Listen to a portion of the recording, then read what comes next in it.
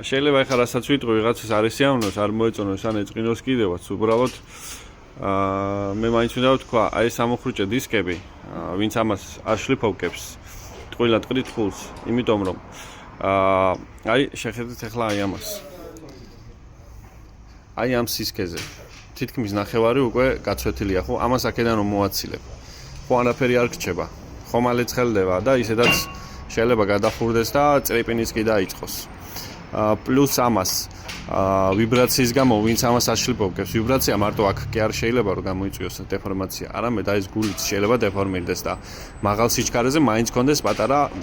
დარტყმები ასე ვთქვათ ამიტომ ეს ამოხრუჭე დისკები ისეთივე ცვეთადია და ისევე უნდა გადაყაროთ ჯარჯში როგორც თუნდაც ეს ხუნდები და თუნდაც საბურავები ახლა საბურავი რო გაცდება პროტექტორს თავიდან ხო არ ჭრი არა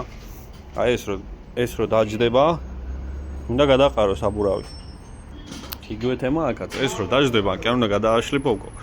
არამედ უნდა გადაყარო და პრობლემასაც მოიცილებ თავიდან და ზედმეტ ხარჯსაც